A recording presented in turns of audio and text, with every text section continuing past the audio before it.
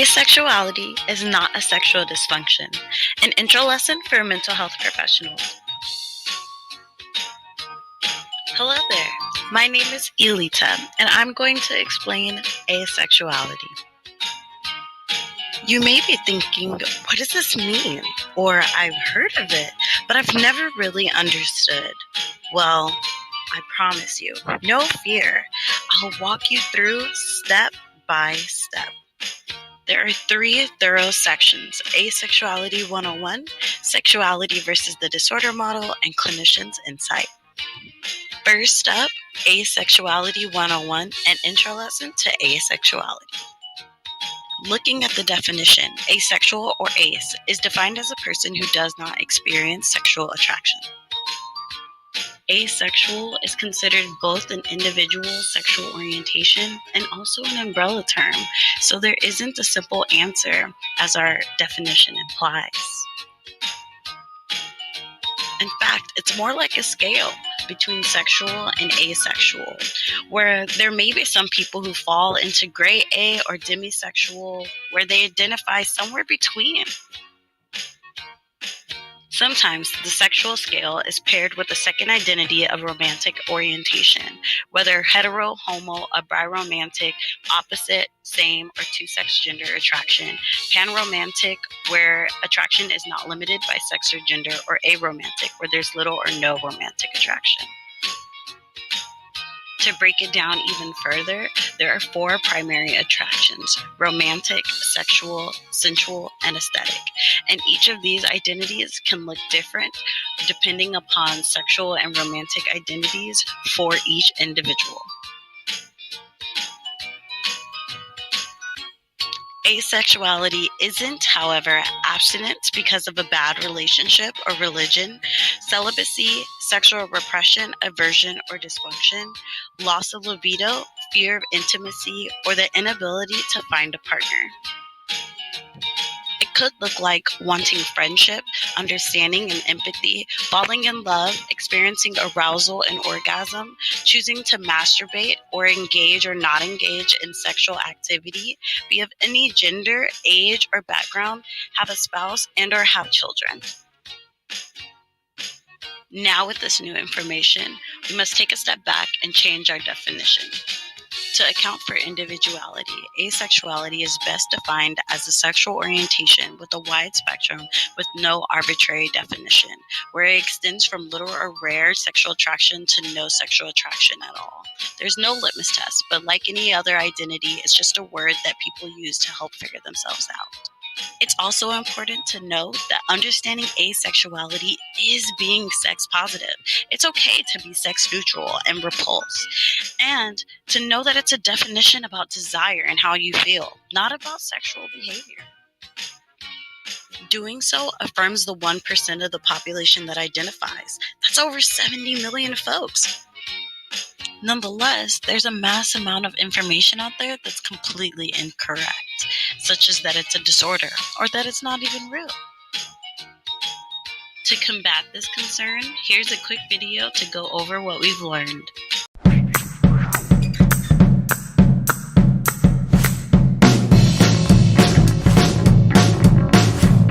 Asexuality is an orientation in which the individual does not experience sexual attraction. Heterosexuality is attraction to opposite gender. Homosexuality is attraction to the same gender. I'm not interested in having sexual contact with a male or female or any gender. Asexuality is very much not the same thing as being celibate. Celibacy is a choice. Planning for the future for someone that you want to save yourself for. Asexuality is a sexual orientation and therefore not a choice.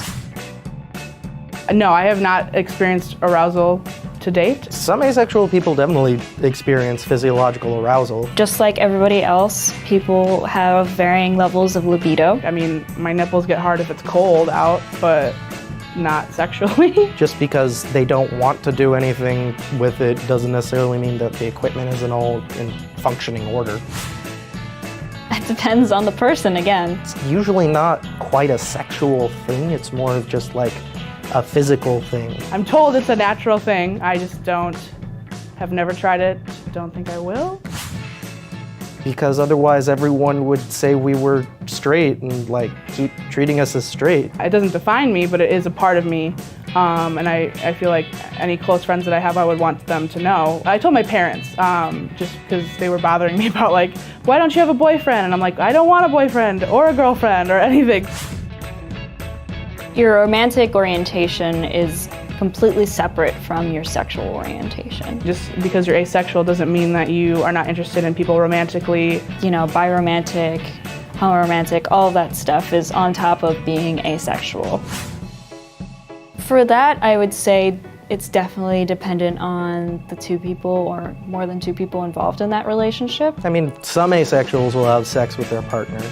I've done sex with my partners. Asexual people and the ace community tend to have this pressure that they have to conform and they have to have sex in order to make their partners happy when that's not true. I'd much rather just like eat ice cream and watch a movie. Now that we know what asexuality isn't and what it could look like, we're on to section B to unpack the sexuality versus disorder model. To begin, there are 3 common diagnoses that are mistaken as asexuality, that being hypoactive sexual desire disorder, female sexual interest arousal disorder, and also sexual aversion disorder. Although all are relevant to the lack of interest in sex, the key difference between sexual dysfunctions and asexuality is that people with disorders experience significant personal distress because of their lack of sexual attraction. It's a behavioral or psychological syndrome or pattern that reflects underlying psychobiological dysfunction. On the contrary, asexuals aren't worried about their asexuality. They're not interested in seeking professional help to deal with their asexuality specifically. They're not typically responding with extreme aversion or disgust in sex or sexuality, and they cannot be cured like a disorder. Statistically, however, asexuals often report higher rates of distress and anxiety, but this is largely due to prejudice and discrimination and not a link to trauma, abuse, or psychological dysfunction. In some, it's not that asexuality is a problem. The problem may be that society does not understand it. Since it's not a diagnosis, University of British Columbia researchers Brotto and Yule classifies asexuals as a distinct sexual orientation because they've always felt that way. There's biomarkers, it's evident early in life, it's stable over time, and the relative infrequency of behavior parallels lack of sexual attraction. Because of this, in order to include asexuals as an identity, they had to change the definition of sexual orientation, which is now one's personal and social identity that indicates the presence or absence of targets of one's sexual attractions or behaviors. Now, moving on to Section C, Clinicians' Insight. This section is divided into 2 parts, understanding clients' experiences and realizing our therapeutic duty as allies. To start us off, here's a quick video to detail some of our clients' experiences. My best friend just came out as asexual, and I don't know if I should tell her. I am too.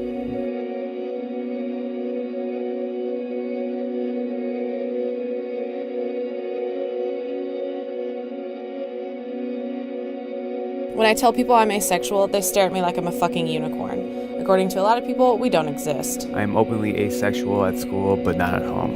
I try to tell my parents, but they say it's a phase, that I'll think differently when I'm older. It makes me angry when people laugh because I'm 17 and I'm still a virgin. They don't understand that I'm asexual. I hate it when people say, I can't know I'm asexual because I never tried having sex. That's like saying you can't know you're straight without having been with someone of the same gender. Today I told the girl who was crushing on me that I'm asexual. She hates me now. I'm scared people won't find me as pretty if they find out I'm asexual. Just because I'm not sexually attracted to anyone and I don't want to have sex, it doesn't mean I don't want a loving relationship. I feel that being asexual reduces my chances of finding a relationship. Asexuals get no love. These days, it seems there's no love if there's no sex. I am asexual. I am also a victim of sexual assault. Although people try to tell me they are, I can 100% say that those 2 facts are completely unrelated. The one thing that scares me the most about the future is spending it alone because I'm asexual. I just came out as asexual to my boyfriend. He was totally cool with it. I love him so much. To all my fellow asexuals out there, you are not broken. We are not broken. I'm asexual and I'm hot as fuck.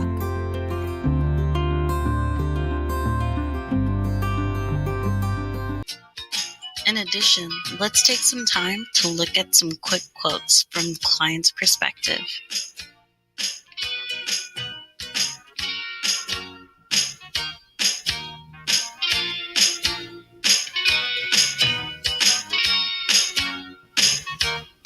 Similarly, here are some quick facts to note.